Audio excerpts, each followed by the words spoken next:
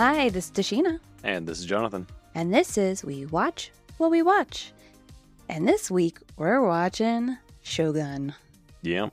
Shōgun rewatch. We are on episode 7 now. A Stick of Time.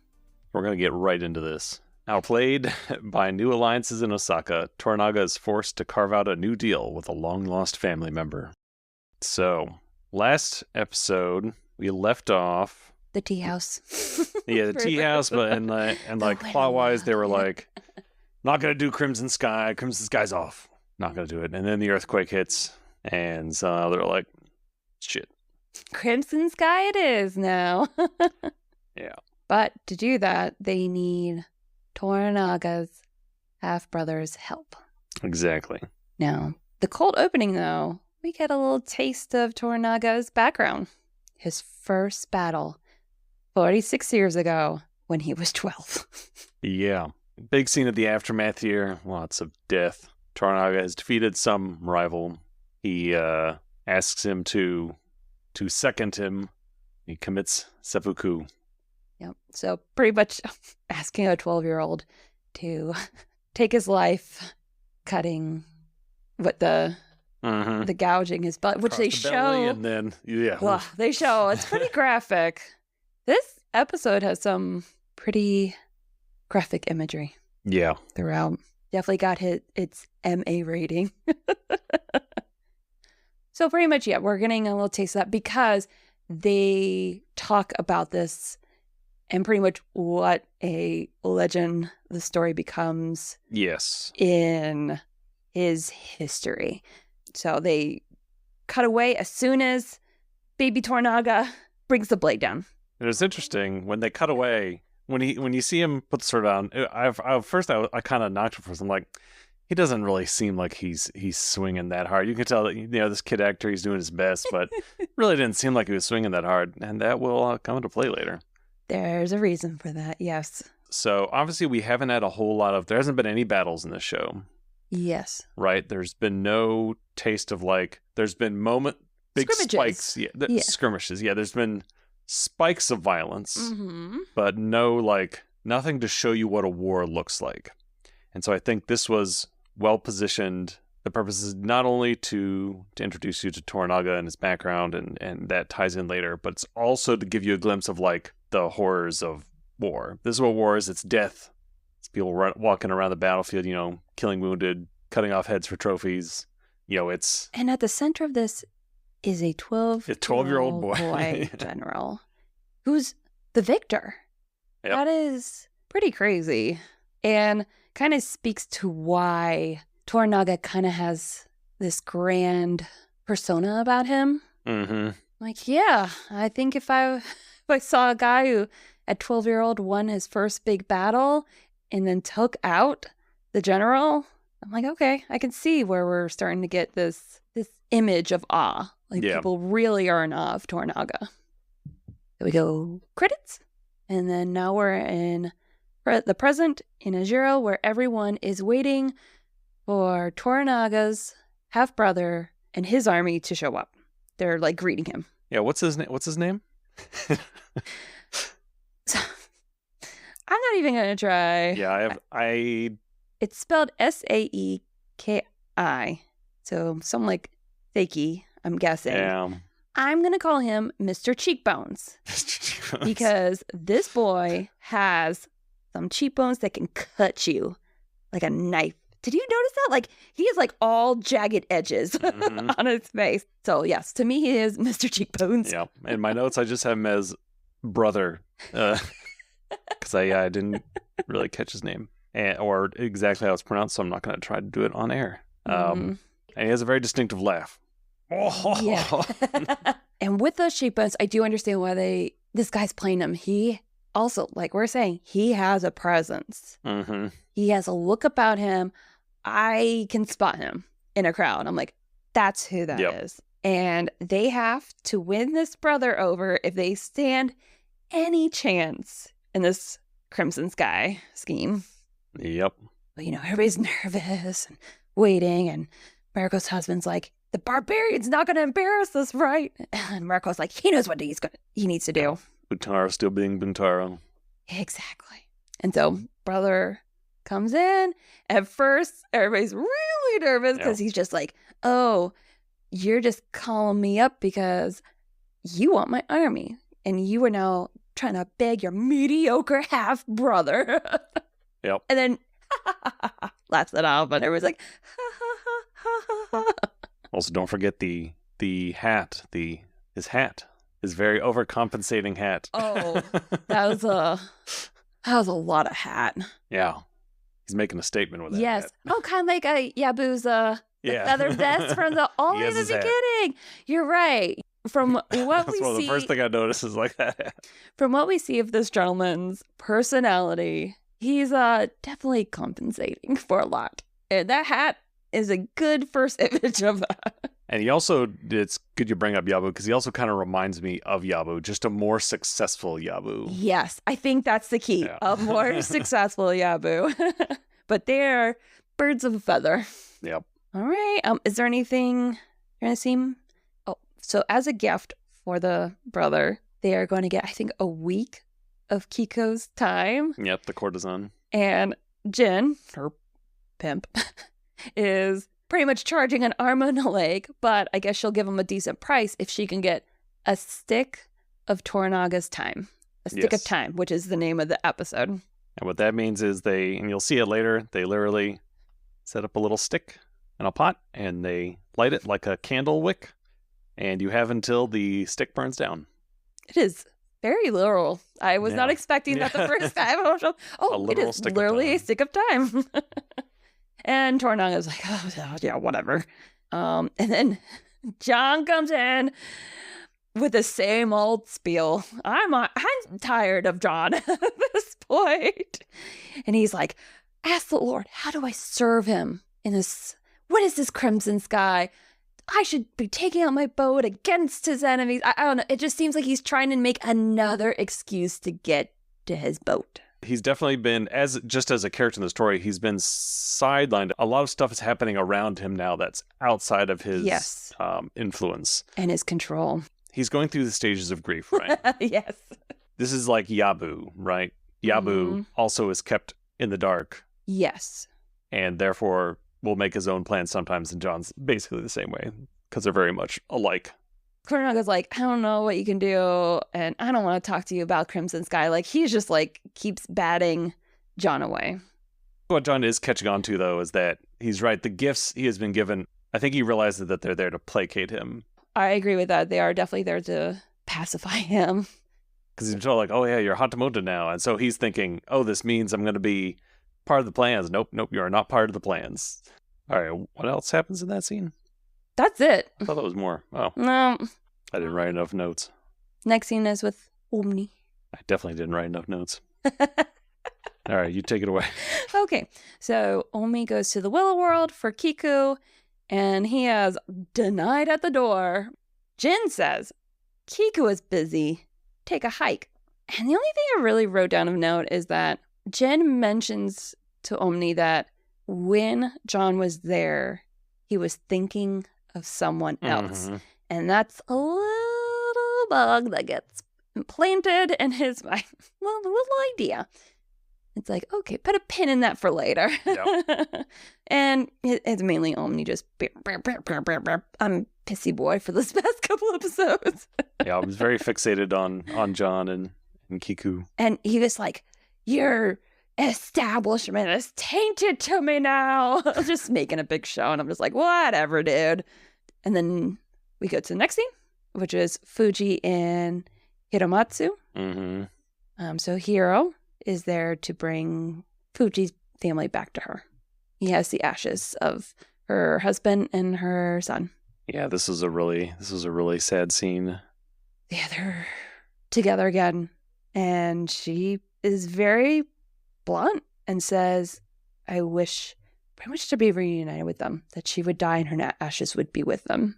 And Hiro's definitely taken aback by this. Like, why? They died. So the victory, so you can continue. Mm-hmm. You can continue to serve and for the future victory. And there's this moment where Fuji, it's just so sad. You could tell she's still in mourning And these moments, it's like you see a little bit behind her fence. Yep. Where she goes, what victory? And then she has to like kind of shake herself out of it for a moment. Like, oh, of course we're going to win. Of course it's going to be a victory. Yeah, you can tell Hiro gets this sort of confused look on his face. She's like, of course they'll win. He's like, yes. Still gotta put on the face for the old man. Yeah. But yeah, just a couple of just quick moments with Fuji in this episode. We really get the mourning of those who've passed because things are going so quickly. It's like nobody stops to really mourn. Like we do have the memorial service, and I think that's about it. And these moments that you cut back to her, you really can see how much this has affected her and the mourning that dealing with, the grief. And from the montages and the stuff that's going on, it's been a little while since this has happened. And it hasn't gone away. I think that's the important part.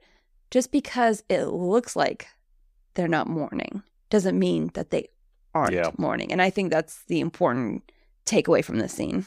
Yeah, because she's been very busy since then with managing the house and all this stuff. Like, she has not had many moments to stop and think. Especially with John being a ding-dong sometimes. She really has her hands full very in this house. Full. I just have a line. I don't know what the scene is with Nagakato, where he's just going, oh, your first kill is like, you're being with your first woman. And I don't know. I have Nagakato being Nagakato. Because he's all... Oh, this is at the dinner. Okay, this is the start. Right before the dinner. Oh, this is right before the dinner? Because they're on some cliff somewhere, looking out somewhere, and he's talking about, because and this is throughout the whole episode, Nagakato's all, we gotta fight. I want to fight. I want to be in a battle.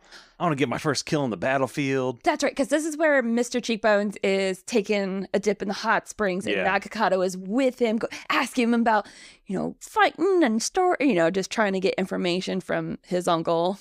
And you can tell Buntaro wants none of this attitude, this war is glorious attitude. Which rolling your eyes. He's just like, this kid. Tracks with that dinner scene with John. Now he's not about that. And of course, Yabu's just like, depends on the woman.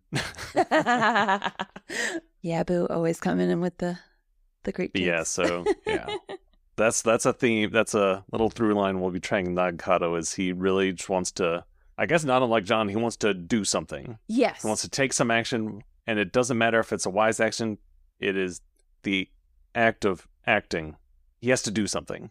Which is, I think, interesting, is that I don't think they realize how much overlap they have with John. Because John actually seems to share a lot of character traits with some of the other men that are around Toranaga. Yeah, it's interesting seeing the parallels and how seeing kind of where their storylines go compared to John, who has kind of some of all these negative traits in a way. I was going to say, the people who he has most common with are Nagakato and Yabu, who are like the bottom of the totem pole in this group. And we see where things go for these boys. And also, I think it's interesting because that's a meta thing with the show. Say this was some other show, right? A political intrigue show. People are always taking actions there, too. They're always doing something, right? And usually the ones who you're rooting for, the protagonists, are the ones taking the most action. When you hear about something, oh, we gotta do this. We gotta intercept this. We gotta go and do that. So in some ways, they're like the audience surrogates of like, let's get this plot moving. Yeah, we have to do something. Oh, they're gonna fight us. Oh, good. We gotta fight. Because that's what we're supposed to do. Like Crimson Sky. And Toranaga's like the anti that, where he just stops it all dead. No, I don't have any plans for you and your ship. No, Nagakato, we're not going to fight right now. No, Yabu, that's not what we're going to do. And so they're constantly confounded, like, what? And I think on your first watch through of the show, you share some of that too. You're like, you don't get it. You're like, why isn't he doing this?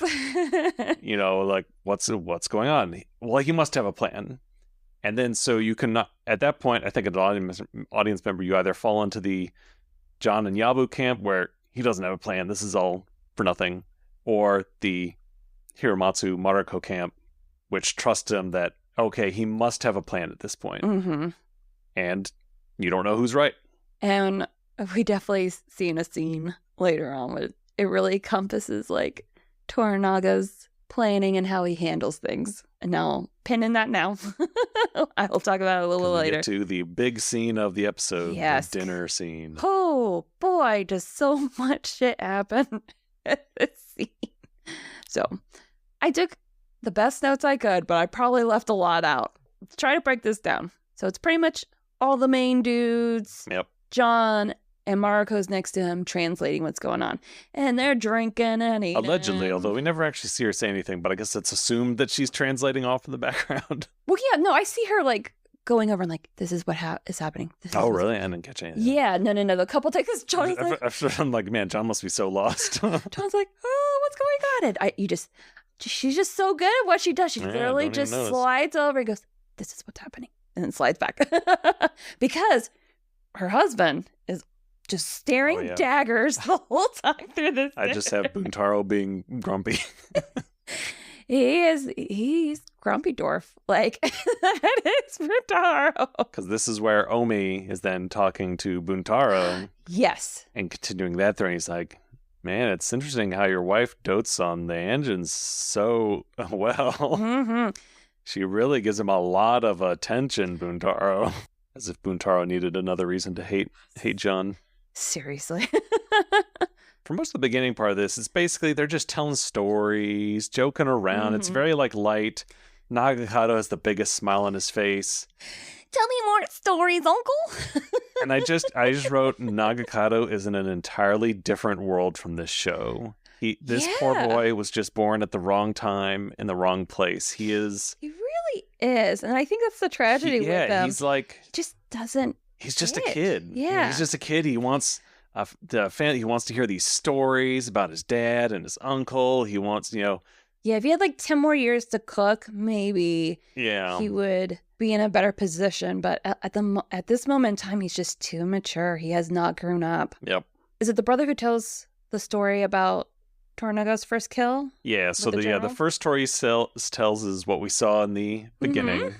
Talks about his first battle, about how he beheaded the enemy general with one stroke. Yep. And then he goes into another story, a lot less flattering. About when Toranaga is sent to another clan, correct? When he was so that was 6 years old, right? Because we know Toranaga lived most of his young life as a hostage. Mm-hmm.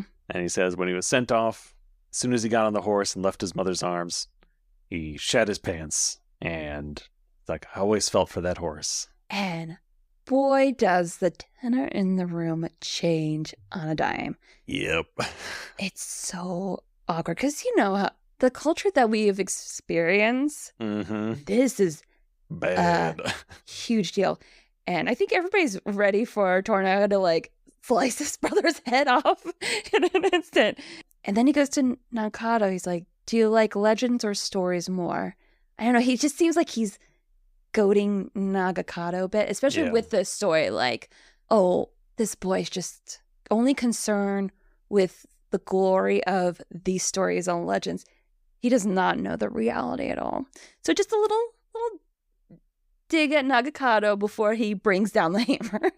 Yeah, because Toranaga's like, well, trying to wrap things up. We'll discuss the details of our alliance tomorrow. And he's like, well, why not now? I'm curious what you would offer me. I think we've had too much sake. Yeah, it seems to be a theme. Maybe you would offer me all of Izu, which is the province they're in, which is Yabu's province. And you can tell Yabu's like, oh, that's mine. But he's like, unfortunately, I've already received another offer. That's when the hammer drops. You see his army come over the hill. They've sort of blocked off the whole area, blockaded it, and he delivers a letter to Toranaga, sort of just tosses it at Hiro. I know, just the amount of disrespect on every single level that Cheekbones has for Toranaga. So he delivers a letter to Toranaga, which says that Toranaga is to report to Osaka to be escorted by his brother, the 5th regent on the council. So they filled his spot with his own brother. Definitely an Ochiba move. Oh, for sure, this was Ochiba. Great, actually, that we didn't see this happen, because this was a great moment. I remember when we first watched this, I'm like, holy shit.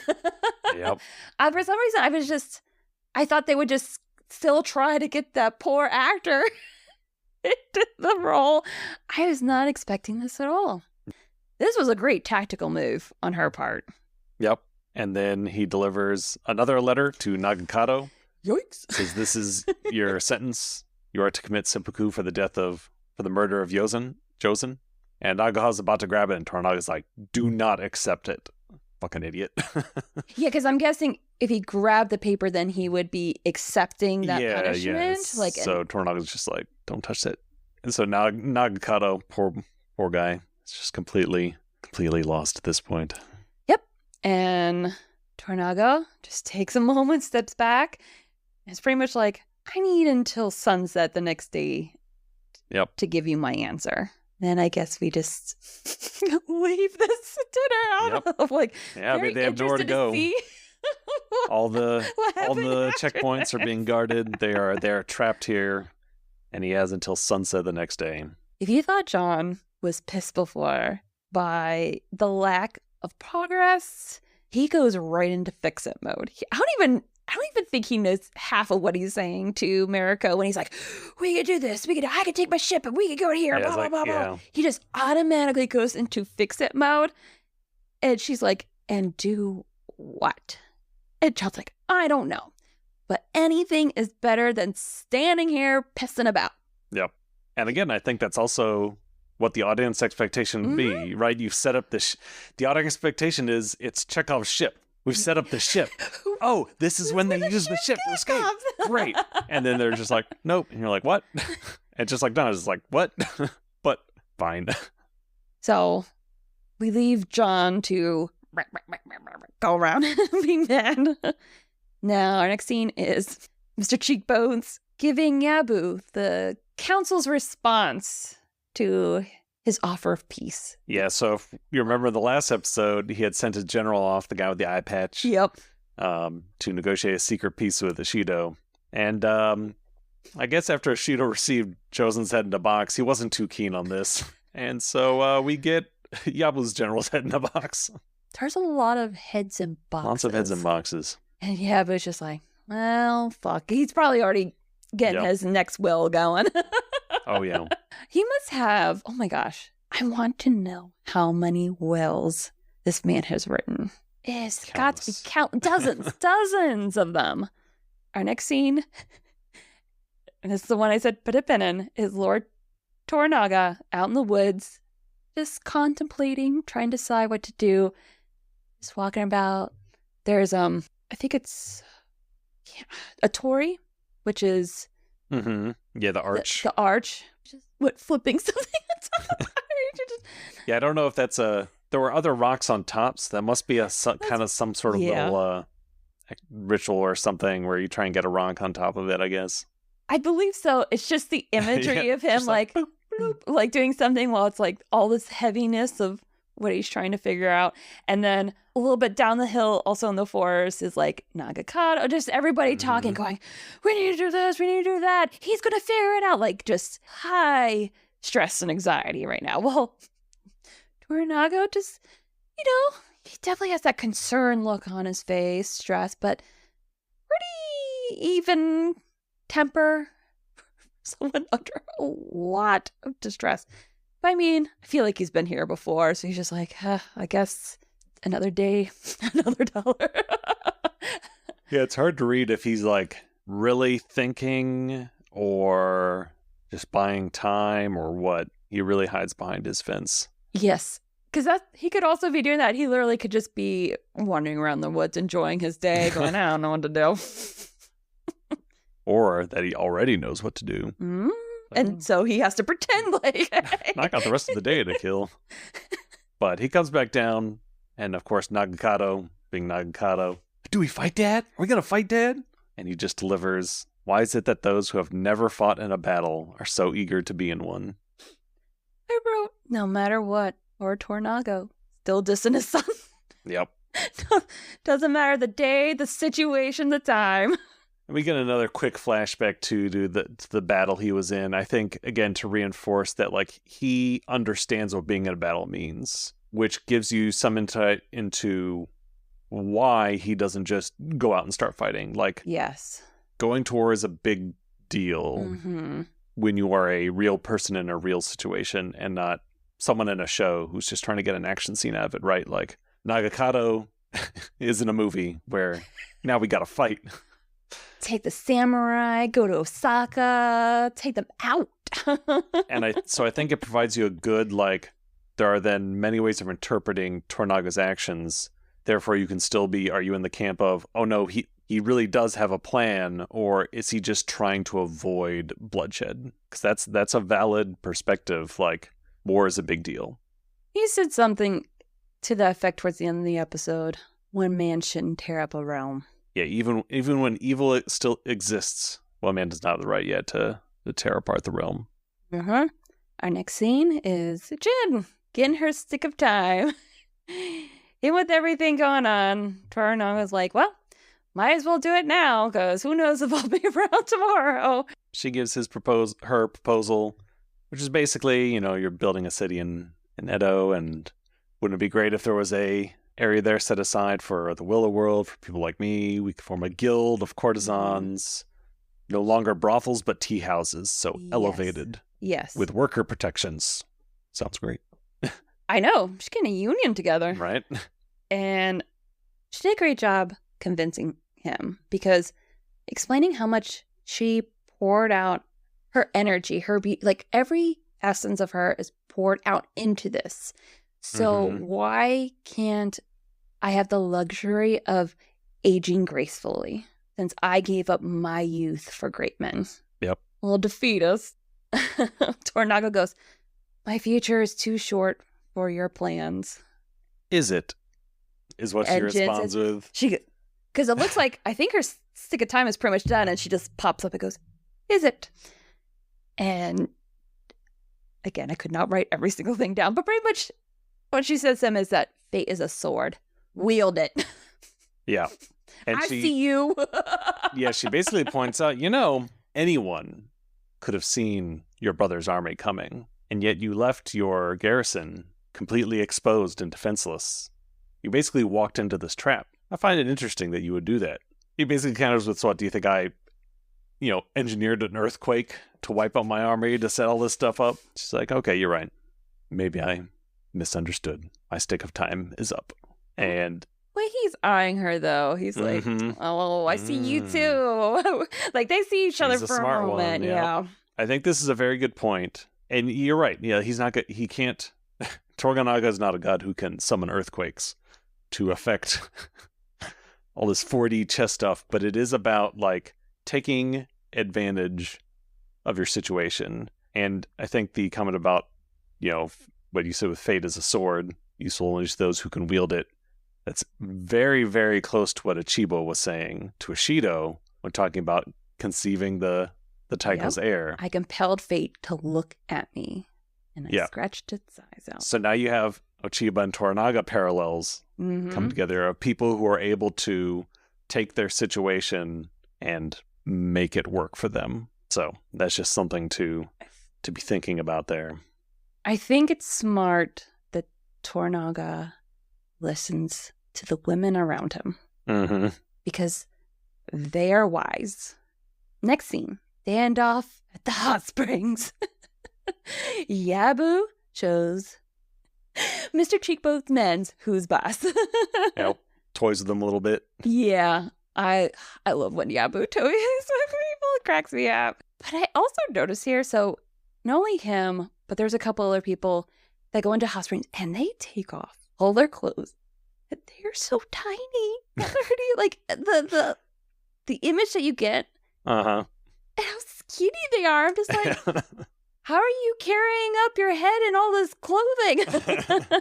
Especially compared to John, who's like, meaty and stuff like that. It's just very interesting, like, how their clothes are just very deceptive. I'm always taken aback whenever I see them in the hot springs. Did you notice, though, that Yabu's underwear was pearly white? He knows his hygiene. He knows what's going on. He knows what the ladies want. And then we have Nagakato and Omi in the hot springs. Everybody chilling in the hot springs. Hot springs very in right now. I mean, if your death is coming up, why not just chill in the hot springs? So while they're talking, Omi is like, you know what? I think life was a little better. Definitely more peaceful before all this, before that stupid ship came with John and all that. And Naga's like, what do you mean? I don't know. Yeah, when this was just a poor fishing village. And you could tell Omi was kind of like, yeah, I liked my poor fishing village. Yeah, like you said, it was peaceful. Yeah. I wrote, Omi's still obsessed with John, though, because I think all this would happen even if John hadn't showed up. John is living rent-free in Omi's mind right now. Barbarian. Talk about skinny. You really see Nagakato's just a kid. He is a child. So tiny. He is a child. And Nagakato is just shit-talking and saying, his uncle and them, they're all spineless pig, blah, blah, blah. And that's when... Who walks in from the shadows. Spineless pig himself. The brother whose name I can't pronounce. And pretty much just rolling his eyes at him. Yeah. Like, you know nothing, little shit. Yep. Anything else before? No. It's the just hot springs. Just a lot of these little quick hot spring montages. A lot of good moments. Yeah. Yeah, there's a lot. I took so many notes in this episode, and a lot of it is because we just have a lot of quick cutting. Speaking of which, now we get John at the beach looking longingly out of his ship, which is currently surrounded by Ishido's ships. So Yap shows up and actually just has a pretty man-on-man conversation with John. Well, a one-way conversation.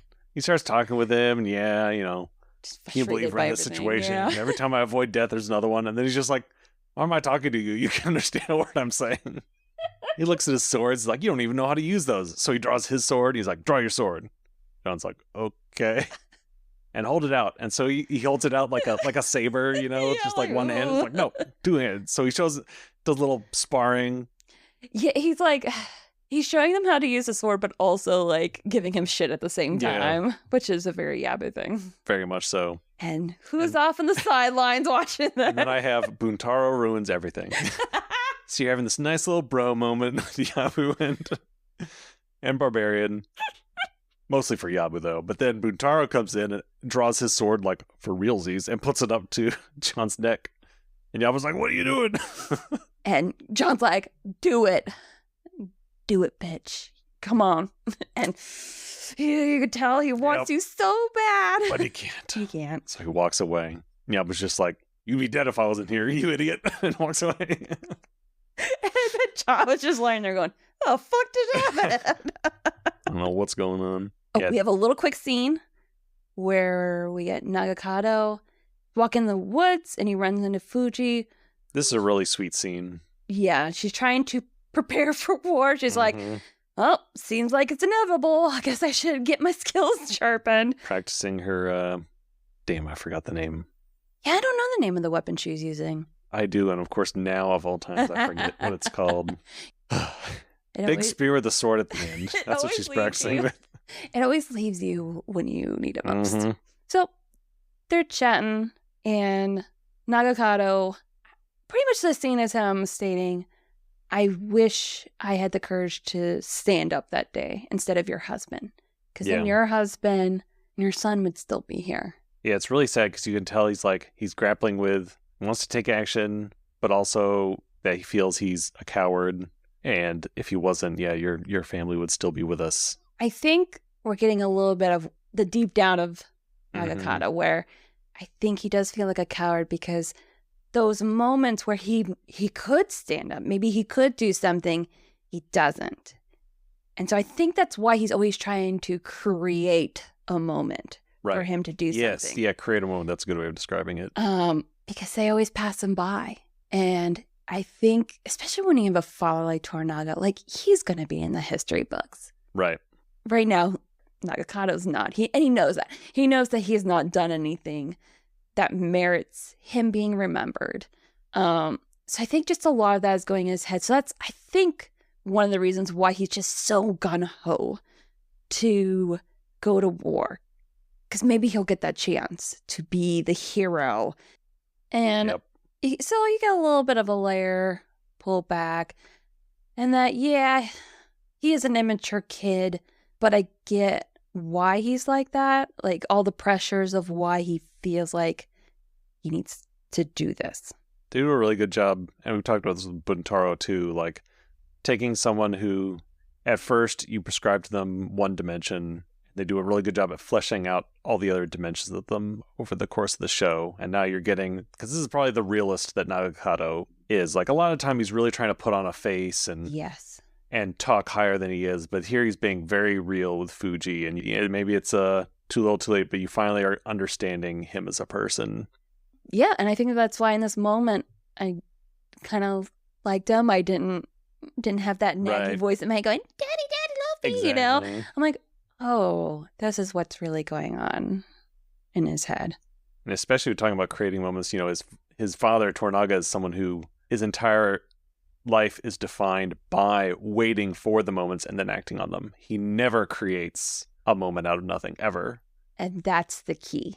And that's what Nagakado either can't understand or can't achieve. And I think what Toranaga's been trying to convey to him, like, I don't want this. I don't want bloodshed. Why are you trying to make war happen? And we get an idea of why he's trying so hard to make war happen, and where Toranaga doesn't, because Toranaga has good I'm trying to think of how to convey it. He knows when the right moment is. He knows when, okay, this is the moment that I need to do something. And I don't know if that's courage is so much just having a really good sixth sense about things. Yeah. But Nagakado thinks it's courage. Yeah, if you lack the understanding to see it for yourself, it looks like just, nonsense to you. Like it's completely obfuscated. Yep. When you don't have that intuition. But yeah, then Fuji just leaves him with this, which is we do what we can when we can, which I think sticks with him. Mm-hmm. But I think it was nice of her to almost like absolve him a bit. It's okay. Yeah, we do. He would be dead. It's just like, what can we do? We go to Toranaga, who is writing his will. Yep. And the one thing to know while he's writing the will is that Jin gets her land in Edo. Yeah, gets her Willow World in Edo. Mm-hmm. So he's getting that done, and then who flies in? Buntaro. Just lifts the spirit of every room he enters. He lit up a room. Yep. So he walks in and asks to kill John. It's like, I don't like the way he looks at my wife. So Toranaga is like, oh, so you do accuse him of soliciting the affections of your wife? Yes, I do. Well, if you did that, then you'd have to kill your wife too. Because, for her to be, now, adultery, blah, blah, blah, something. Exactly. Death, whatever. But then he's like, well, I don't want to kill Marco. I just want to kill John. Like, well, if you don't accuse him and you don't want to kill Marco, then you can't kill John. And Torana's like, fuck. And Toranaga's just like, how is this to end? Which I think gets through a bit to Buntaro in realizing that, yeah, how is this to end? Like, this can't go on. You can't go on the way you are. Mm-hmm. Something has to change. So he withdraws his request and leaves. And Mariko's going for a second. But then, because, Toranaga's a bit ticked off. And it does not end there. He continues and he starts to get lay into Mariko. Like, what is going on? Is this true? And it all comes down to, are you with me or are you with the engine? Yeah. You cannot be two things. Yeah. He's really trying to, and you'll see why later, but he's really trying to understand where her loyalty is and making sure it's with him. She asks again to end her life. He rejects that. Oh, he's pissed. Yeah. He slams that sword out of her hand because she lifts up the sword like, take my life. End this anguish for me. And this cursed life. And this, yep. Yeah, so. Yeah, and he hits the sword away and he walks away and he's just like, like I feel like he's just annoyed by everybody at this point. Yep. All right, so it is now sunset. We are at the meeting place where Toranaga's to give his decision. Mm-hmm. Before everybody gets there, him and Hiro have a little exchange. Yep, and he reveals, because Hiro was there at that first battle. Mm-hmm. He was the guy behind him, and he's like, why didn't you correct my brother when he told that ridiculous story? And of course, he's not referring to the story about the horse, he's referring to the story about the general. Like, it didn't take one stroke. And it was like, yeah, you hacked his head 9 times before it came off. What a fucking mess. It was a mess. I'm just like, ooh. So. And Tornaga laughs, is like, who would ask a child a second thumb? So you get this, it's a little light moment. You get this, the difference between the legend and the truth, right? Yes. The legend is Tornaga, the boy warlord, cut his head off one stroke. But the reality was, he was still just a kid. And you know what? I was right. That swing in the beginning did look kind of weak because it was. And he had to do it 9 more times. Like, isn't this supposed to take you out of the pain? Because, like, the pain of the knife in your stomach causes a lot of pain. That poor guy. I was like, yeah, that wasn't a smart move, dude. Afterlife. Like, I know you're probably trying to prove something, but I don't know if it was worth it in the end. And the thing is, it didn't even, because he probably was trying to, like, he was hoping maybe that would become the story. Like, oh, it took him it took him a while to chop heads off. I don't know. Yeah, the thing is, it just made his enemy a legend. So even his death helped Tornaga out. Yep. All right, so all of his peeps are there. John's there. Everyone's there. Brother arrives. Asks for his response. And Tornaga reveals he will go with him. He'll surrender to the council. Ooh. Yep. So everyone's shocked. Yeah, everybody has Pikachu face. Yep. And at this point, John's fed up with everything. He gets up. He gives a nod to Yabu and Nagakado, which are the people he relates most to. Exactly. So yeah, their own little circle. Basically calls out everyone and says, "You're all dead. Behold the great Tornaga, master of trickery, who led his own loyal vassals into a noiseless smothering." Mm-hmm.